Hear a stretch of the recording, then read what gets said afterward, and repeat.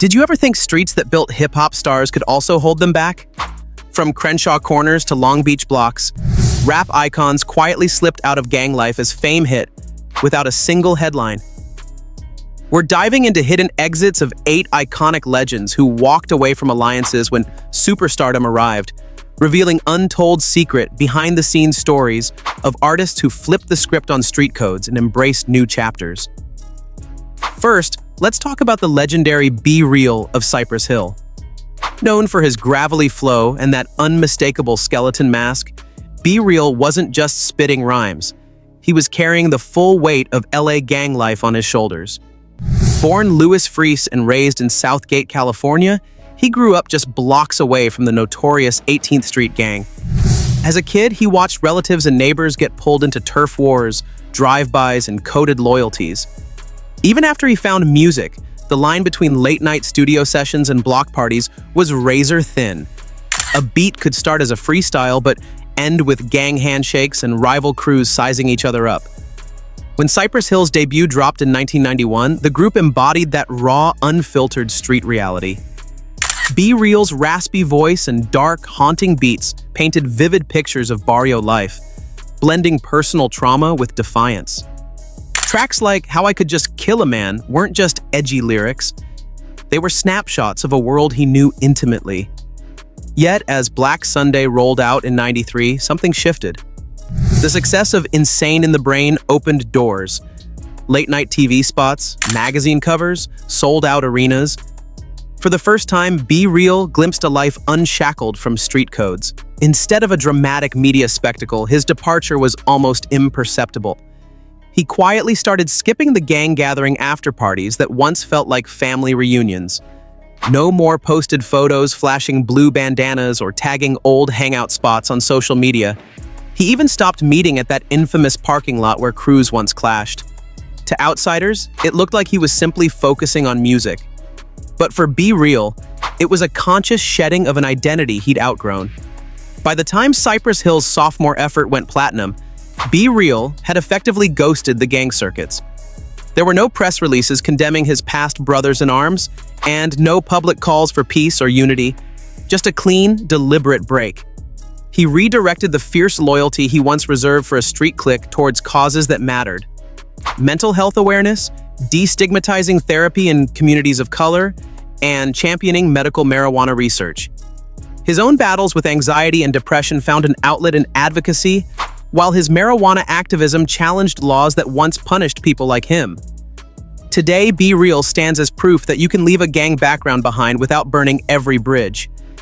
He still honors his roots in his lyrics. After all, you can't erase lived experience. But he's rewritten the ending.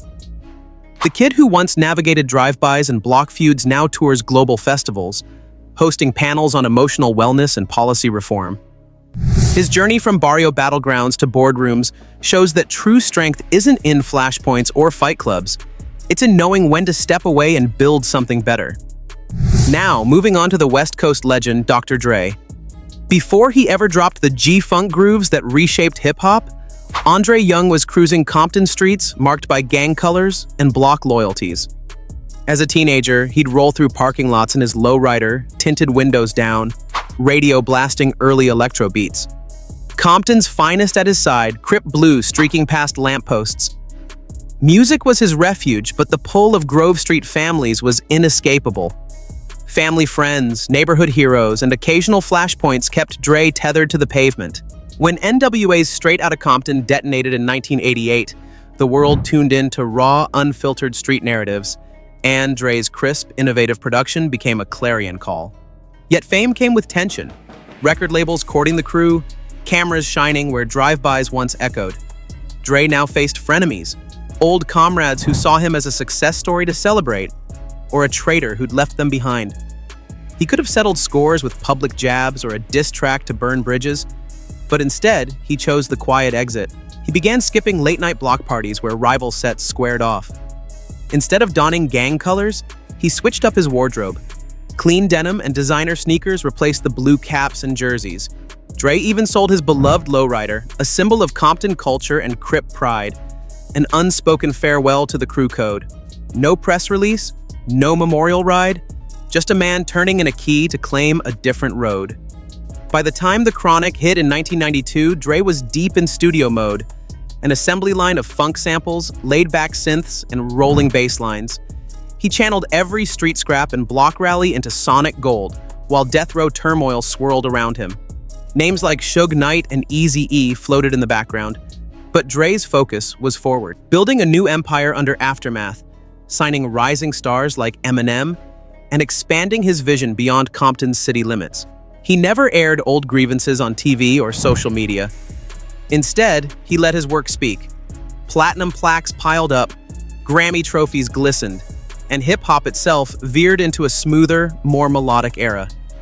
In choosing beats over beef, Dre demonstrated that artistry could be the ultimate passport out of gang life. He showed that true power lies in redefining yourself, turning the soundtrack of survival into a universal anthem of reinvention.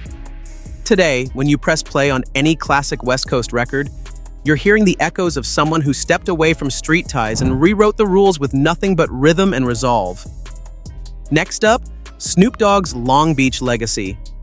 Born Calvin Broadus Jr., Snoop's early years bore the unmistakable imprint of Rollin' 20s Crips membership.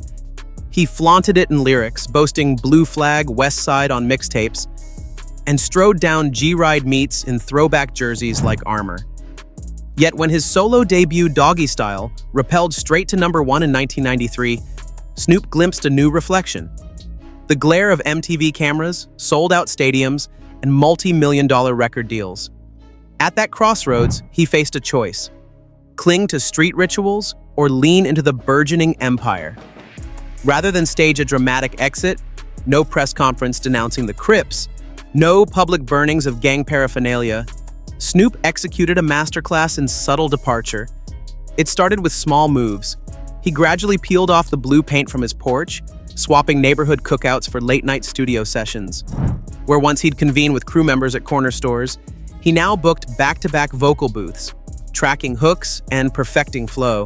By the mid-90s, he was more often spotted in designer tracksuits than gang colors, steering clear of beef-fueled block parties. Even high-profile incidents like his 1996 arrest following a shooting outside Studio 54 didn't drag him back into active gang alliances.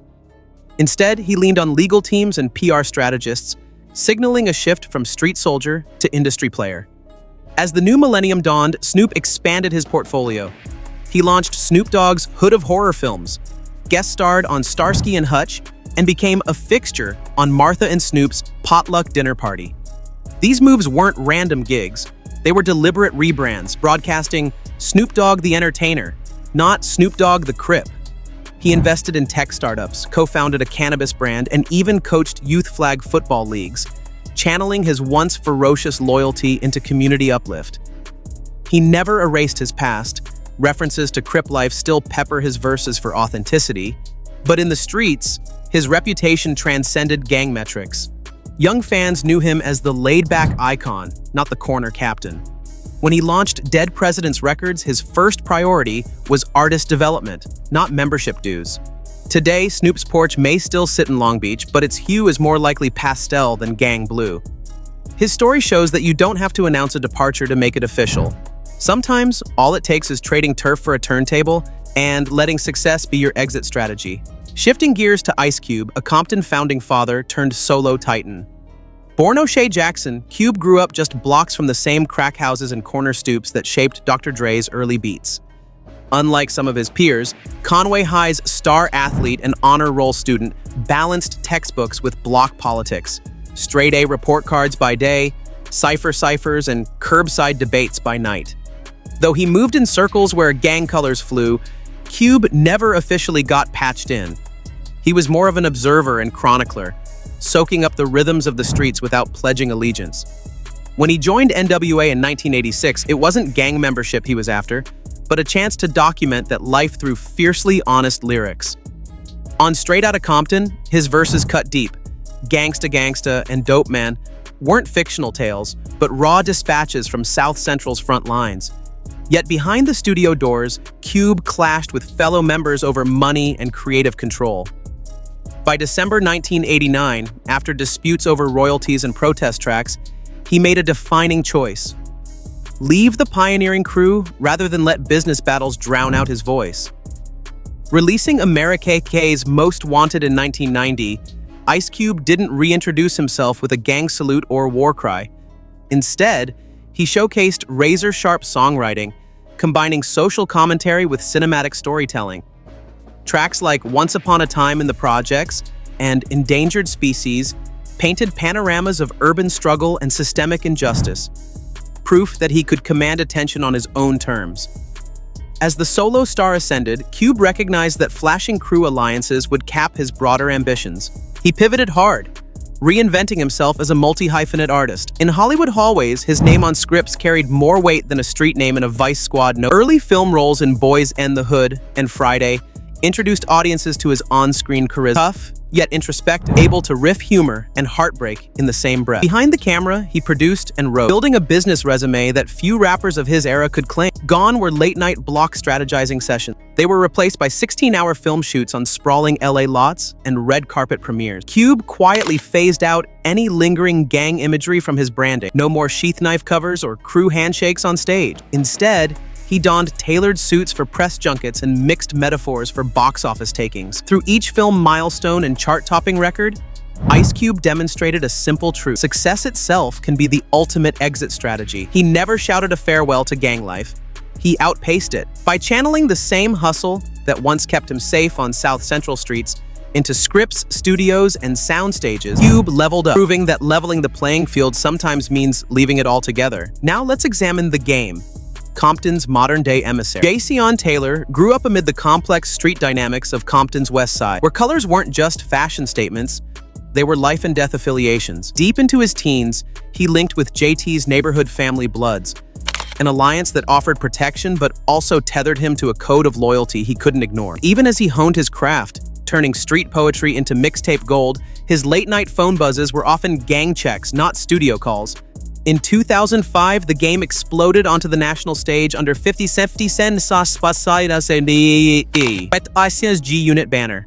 His debut, the documentary, shot to multi-platinum status, fueled by East Coast-West Coast intrigue and raw Compton storytelling. Behind the scenes, the same loyalty that fueled his anthems kept him glued to block politics. Social media feeds doubled as bulletin boards for gang gatherings, and you could still catch him in blue and red at local spotlights, symbols of allegiance even as his bank account swelled. By 2010, the grind began to take its toll. Feuds with 50 Cent and G-Unit made headlines, public spats that flared old rivalries, and a near-fatal drive-by shooting outside a recording studio forced him to his knees, literally and figuratively. Between the diss tracks and bulletproof SUVs, The Game felt trapped between two worlds, the streets that defined his identity and the industry that demanded he transcend it. Instead of launching another salvo of lyrical bullets, he chose introspection. On tracks like the documentary 2 bonus cuts and through candid interviews, he began questioning the cost of loyalty. He asked himself, was he protecting his block or perpetuating a cycle of violence? That self-reflection marked a turning. He didn't stage a grand manifesto or public denouncement of the Bloods. The Game never liked theatric. Instead, he shifted his focus to community uplift. In 2012, he launched charity basketball tournaments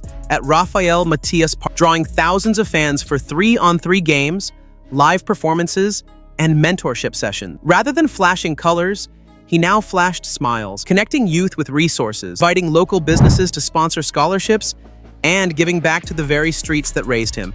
On social media, the transition was subtle but unmistakable. Photos of gang meetings gave way to images of dodgeball victories and classroom visits. He traded coded hashtags for calls to action. #Games for Life became his new rallying cry. Without flame-throwing tweets or public smear campaigns, he simply stepped off the battlefield by switching arenas, from asphalt courts to community centers and Hollywood sound stages. Today, The Game remains true to his roots. His lyrics still pulse with Compton's heartbeat, but his legacy now includes empowering the next generation rather than upholding old rivalries. By easing away from overt gang ties and embracing philanthropy, he showed that the fiercest loyalty isn't to a block or a color, it's to the people who need you most. Next, Schoolboy Q's transition from Crip colors to book tours. Quentin Porter didn't just grow up around the Hoover Crips, he lived it. As a teenager in South Central LA, he learned to read the streets before he could read the contract.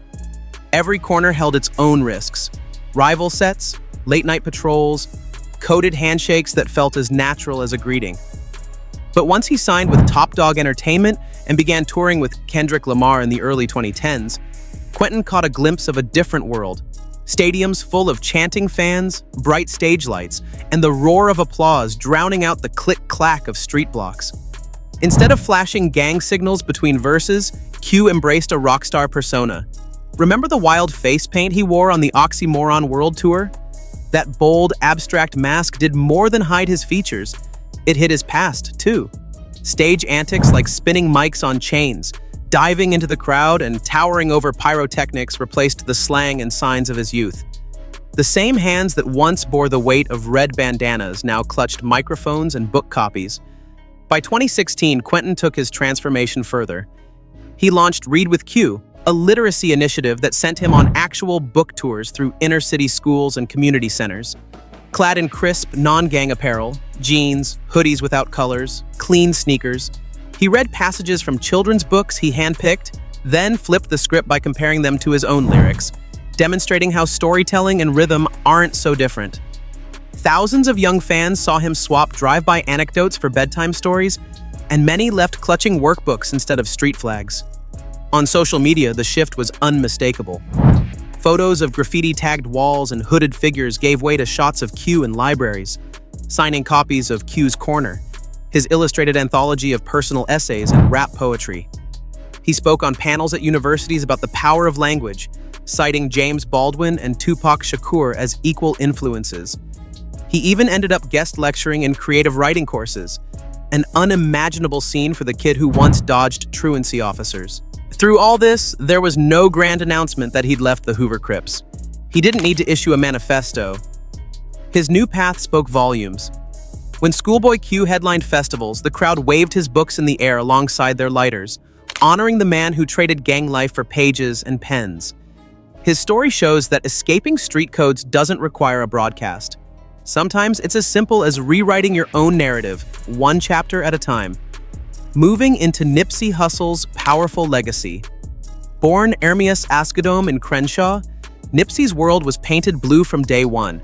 His uncles and cousins wore Rollin' 60s Crips colors like family uniforms.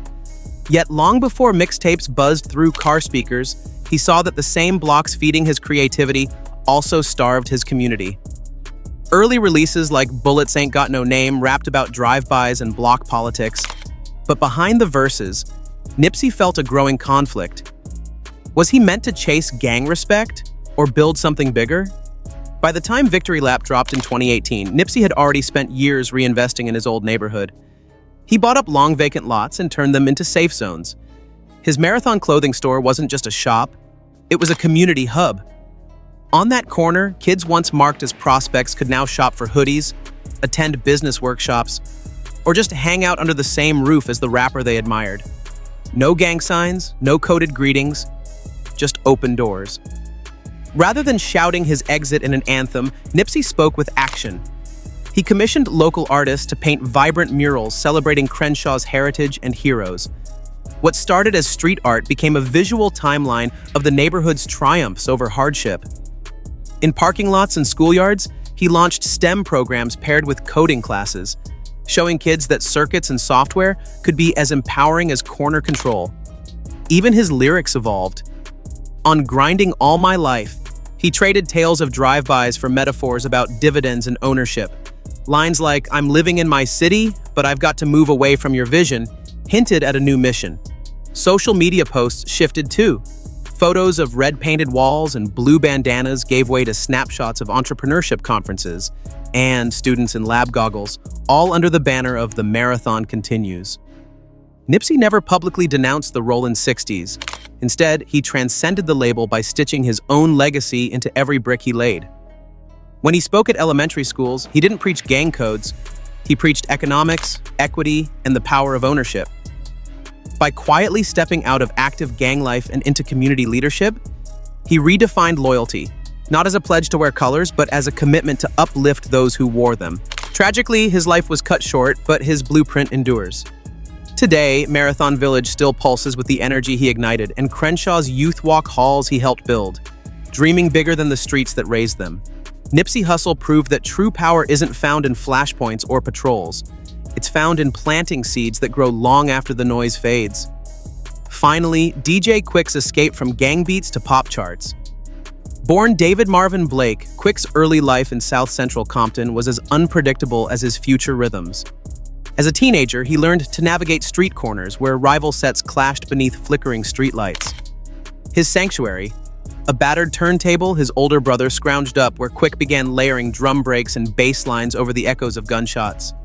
Those raw beats captured the intensity of life on the block, but deep down, he craved something more than territorial allegiance. One summer evening in 1985, a teenage Quik sneaked into a local screening of Live Aid. On the big screen, he watched Dr. Dre and Eazy-E owning the stage, turning Compton's message into a global phenomenon. That moment cracked open his world. Music wasn't just survival, it was a passport.